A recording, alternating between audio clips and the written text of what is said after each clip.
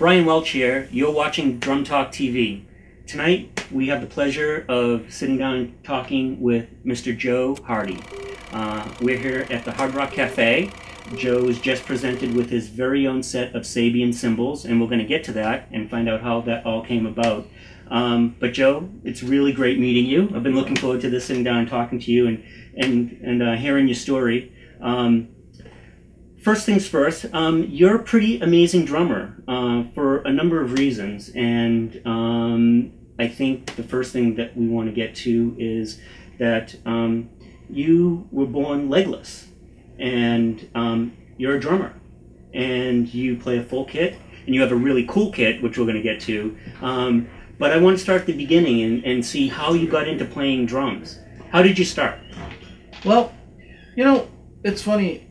When I was a kid, when I was about 11 years old, I always wanted to play the drums, and it's funny because my dad was like, "No, play the guitar, you know, the acoustic guitar," and I was like, "No, I want to play drums." And then we went back and forth, we argued, and I said, "Look," I said, "if you buy me a drum set, I'll play the guitar as much as I play the drums." And he said, "Okay." And of course, guess what? You were negotiating. I never picked the guitar up again.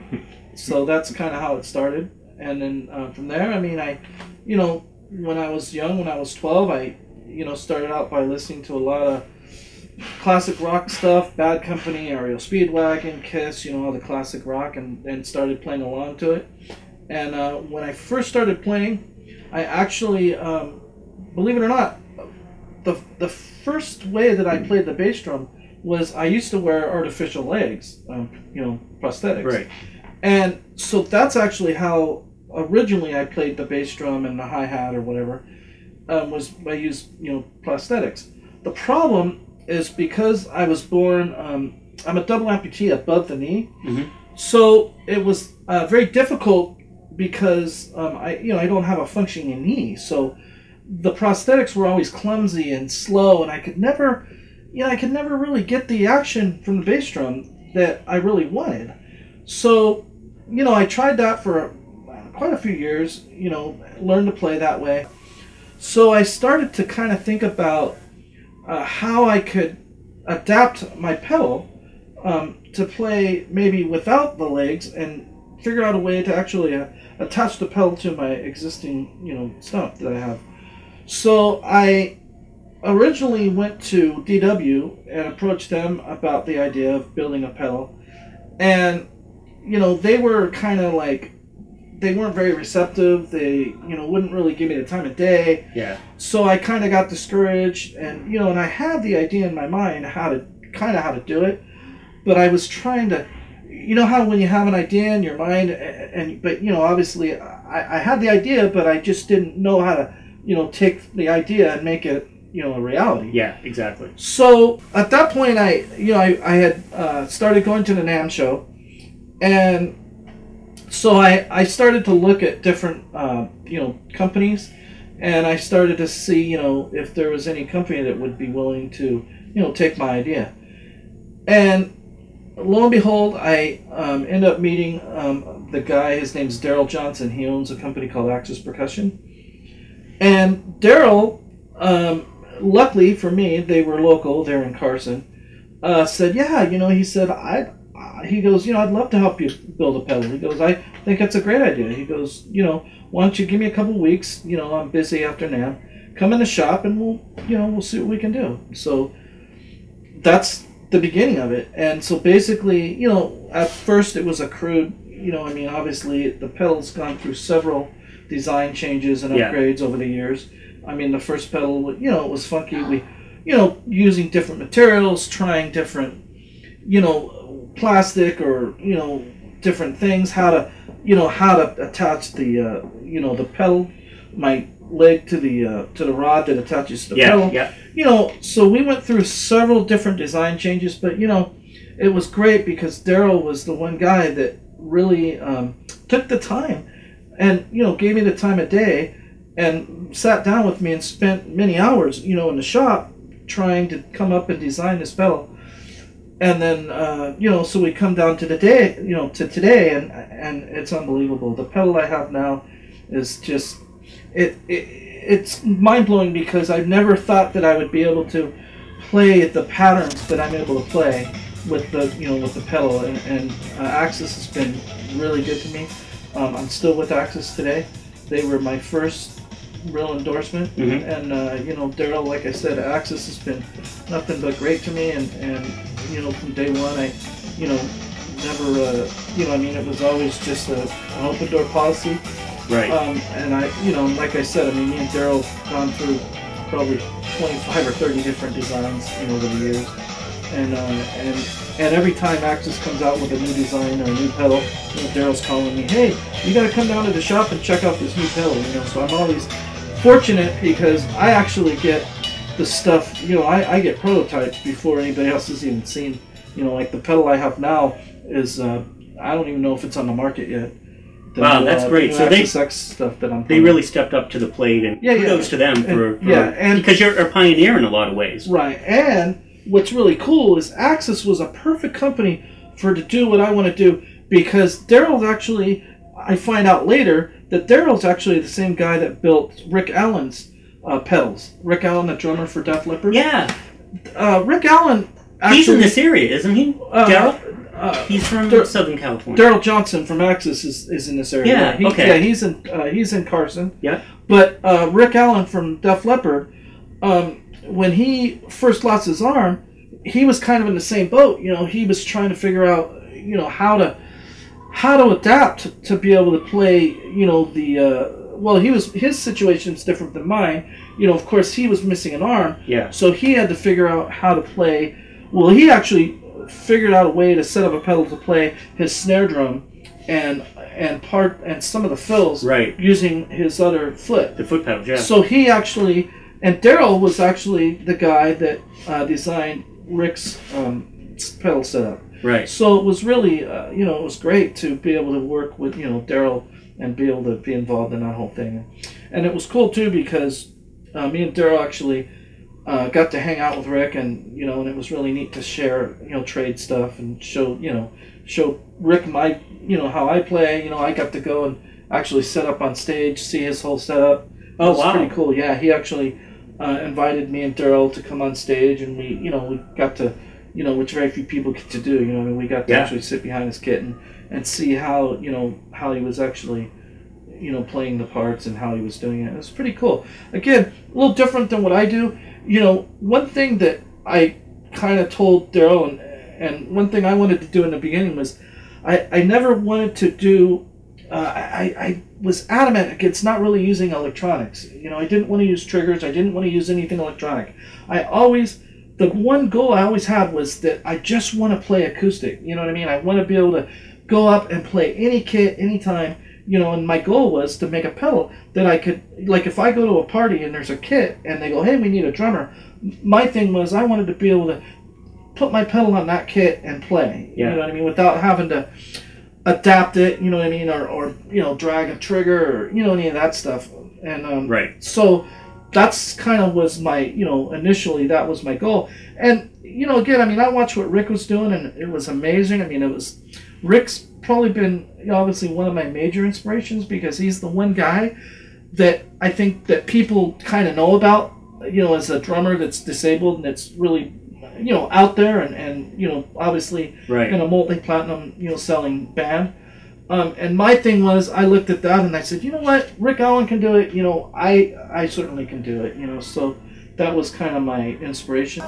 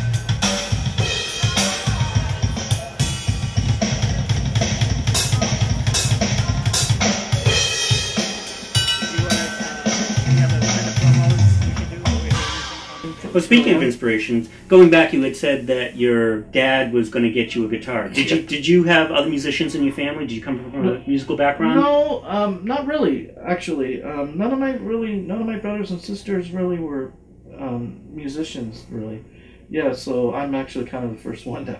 So you knew at that age that it was the drums that you wanted to play? I knew it was drums. Who were you listening to at that time? What other drummers sort of really resonated with you? Probably, that was at the time that I was really into Bad Company. I mean, I think that was probably the first song I really learned to play on drums was, Can't Get Enough, because that, it's got that real simple driving grunt. Great groove, too. And I always remember, being 12 years old and the first time I could play that, I was just, of course, I drove my neighbors and my friends and my parents crazy, And it's what we do as drummers. Yeah, exactly. And it was a tough time actually growing up because, all I wanted to do was play and go, hey, check it out, and play all the time. And your friends are after a while they're like, yeah, they don't, we've heard it, we don't want to hear you play that, can't get enough for the 50,000th time, Did you ever have lessons? Did you get involved with music in school? Not really. I early on it was all just by ear. Of course, later on, and in the last probably 5 to 7 years, I started studying. I studied with an amazing drummer named Ronnie Siago, who I don't know if you know Ronnie. I've heard the name before. He's kind of he's kind of one of these guys that maybe a lot of people he's not one of these kind of guys that you say his name and everybody knows him, but he's one of the best drummers. He actually plays drums with Bill Ward's band from Black Sabbath. Oh, yeah. Bill Ward actually has a solo project where he's actually singing, and Ronnie's been his drummer for. Yeah, I knew Bill had a band. I didn't know what the configuration was. It was the Bill Ward band, and so Ronnie's been his drummer. Him and Ronnie and Bill are like best friends.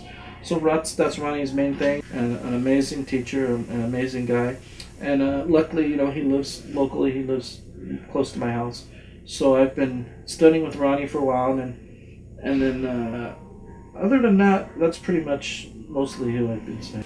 When again, first starting out was always tough because again, that was at the point where I hadn't really started using the pedal design yet. I was using artificial legs.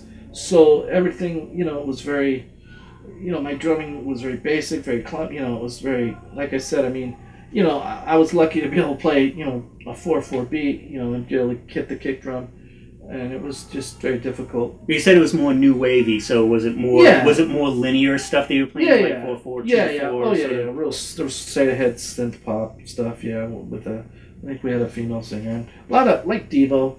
They were very influenced by Devo at the time. Right, and that was an acoustic kit. Oh yeah, you were playing. No, that was playing acoustic. Yeah. So I read your bio, and it sounds like you played many different styles from jazz, country, metal. Yeah. Sort of, if you had to pick one sort of category that is your favorite, or you feel the most comfortable, what do you like playing the most? Probably straight ahead. Like a hard rock is probably my my. What you really love to do. Yeah, more than anything. Yeah. Right. I mean, like I said, I messed around. I played a little jazz. I've even started to study some Latin, songo, stuff. And right. Get into that, which is in the whole. That's a whole nother animal. So tell us who you play with now. Okay. Currently. My current band is we're an Orange County pop punk band. I guess we're kind of pop punk. It's called Unit 287. And we're we're kind of almost like a Offspring type Green Day. Okay. That sort of a vibe. And we definitely come from. As a matter of fact, the Offspring's probably one of our biggest influences. Okay. In fact, the guitar player, Noodles, the guitar player for Offspring, we're actually his favorite band. Whenever he's in town, because he lives in Sunset Beach, so he comes to see us play whenever he's in town.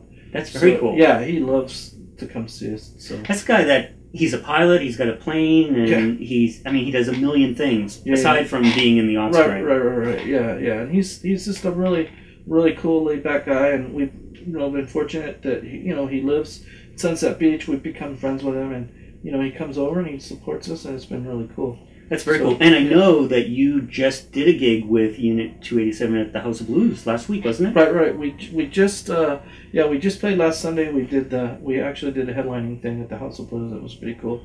Very nice. Yeah. So that was fun. That was actually kind of a long, one of my goals is, I've always wanted to play the House of Blues because it's a it's a great venue. And cool. So, do you guys have a Facebook page, a website? So, some of our viewers, if they want to check you out, and if they're in the area, they know where to come check you out. It's www.unit287.com. Okay. Or Facebook /Unit 287.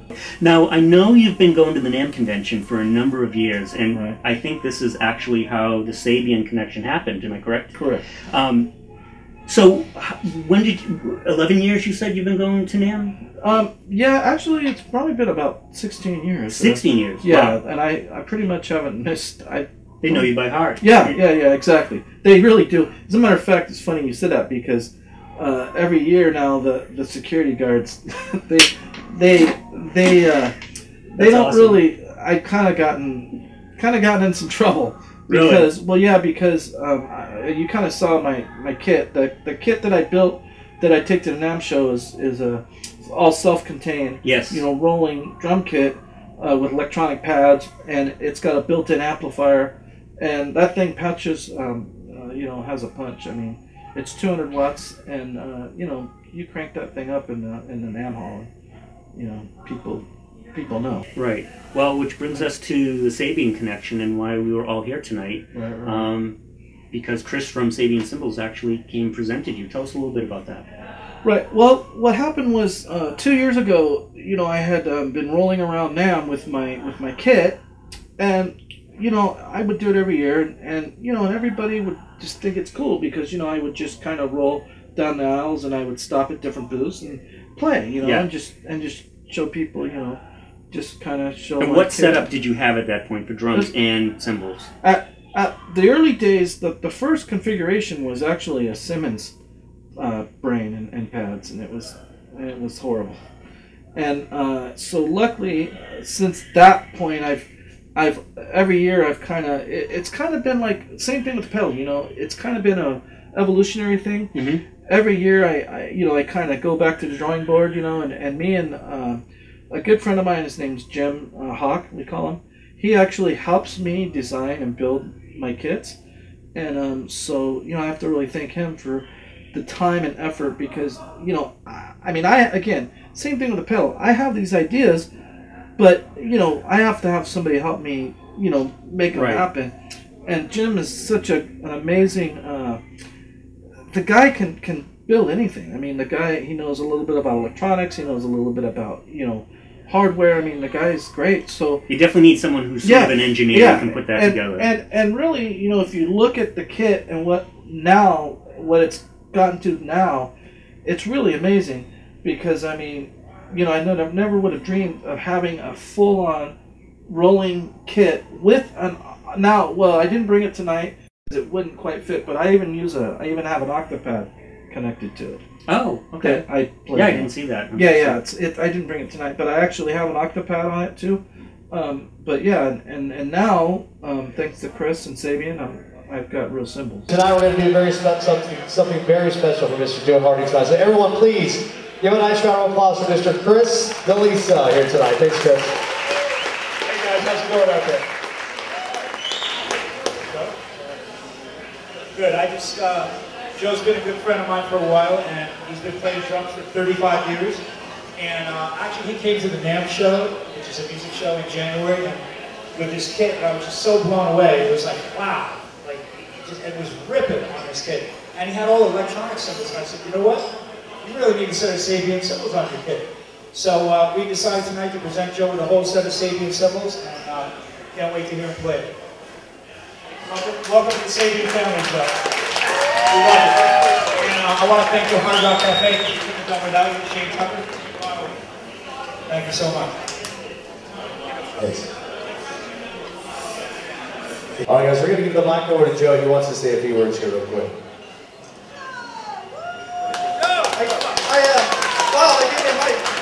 I just kind of wanted to thank you guys for,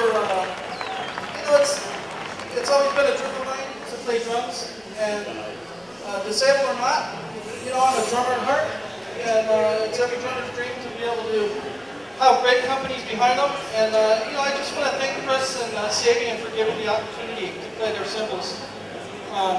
You know, I'm just really blessed to have that opportunity, and I just, you know, hopefully good things happen, and you know, just a good promotion for Sabian. And thank you again for giving me the chance to play, and a hard rock too.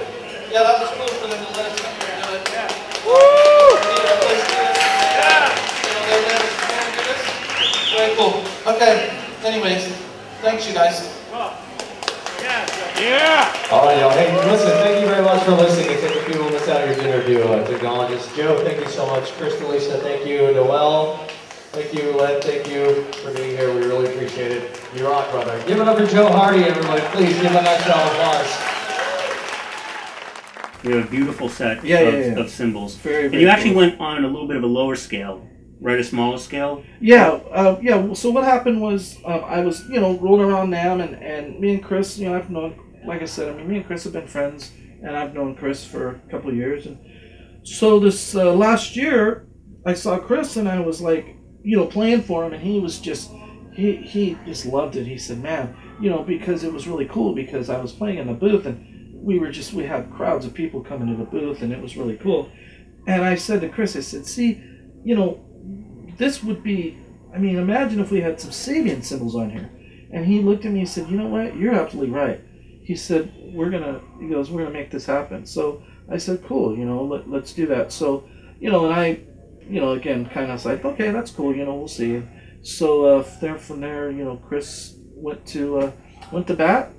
Went to you know, the people at Sabian and convinced them that it was worth their time and effort, you know, to endorse me. And that's amazing, because so many guys could just give lip service and say, yeah, we'll get that, yeah, or give us a call, or he really, like you said, went to bat and championed you. Exactly. So would you write with the band? Yeah, I do actually. So I imagine you write all your own parts. But are there any other instruments you do play? No, I don't play anything else but drums, but I do actually. When we are in the writing process, I'm very involved in it. It's a three-piece band, and me and Jonas and Ryan, we work all the parts out, and they've been really cool about letting me come up with a lot of, you know, stuff and being creative, you know, with the drum ideas and the drum parts. Right. So it's pretty cool, you know, to be able to actually help with the, you know, writing process, and not just, you know, be in a band where the guitar player writes the song and then comes in and goes, okay, here's the song, you play this. You know what I mean? It's really not that way.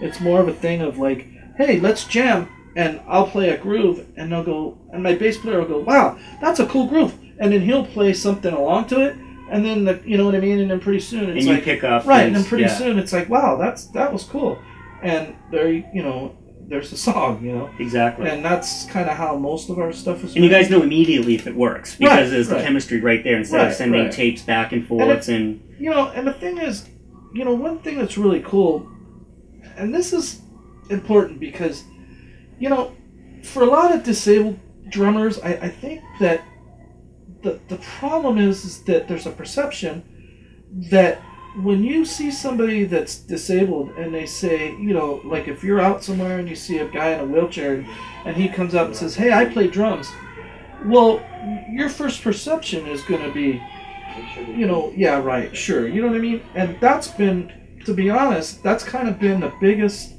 obstacle, you know, because it's like I've, believe it or not, been turned down for a lot of gigs, not because of my ability, but because, you know, people sometimes are very close-minded, and they assume that, you know, this guy with no legs, there's no way that guy could ever, you know, play drums. You know what I mean? And you know, they have a preconceived notion of what they think you're going to be able to do. Exactly, and you know, and I think that with a lot of disabled drummers, I think that's probably one of the things that they, you know, that's one of the biggest challenges is finding musicians that will accept, you know, the fact that you're, you know, that you can do what you do, and that will, you know, play, you know what I mean, with you, and that will support you and help you move gear, you know what I mean, because obviously that's the other side of this.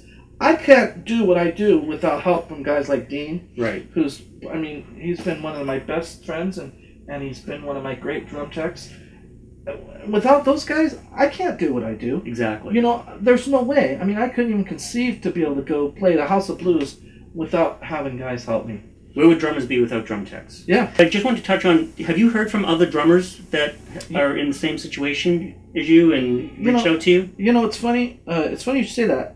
As a matter of fact, just this last week, I got contacted from a guy who's in Australia. His name's Andrew Hewitt, and he's actually, he's got cerebral palsy.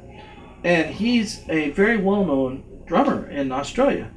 And he has an organization called Can Muso, and and what it is him and Don Famularo, who is, I don't know if you know who Don Famularo is. Don Famularo is like he's a very well-known, like they call him the ambassador to drums. So Don and this guy Andrew have put together this organization, and they've actually asked me to become a part of it. So, well, congratulations. So that's another thing that's going to be happening, and we're actually trying to hopefully put together some funding to be able to actually go and do clinics, and because Great. That's really kind of where ultimately that's what I would like to do.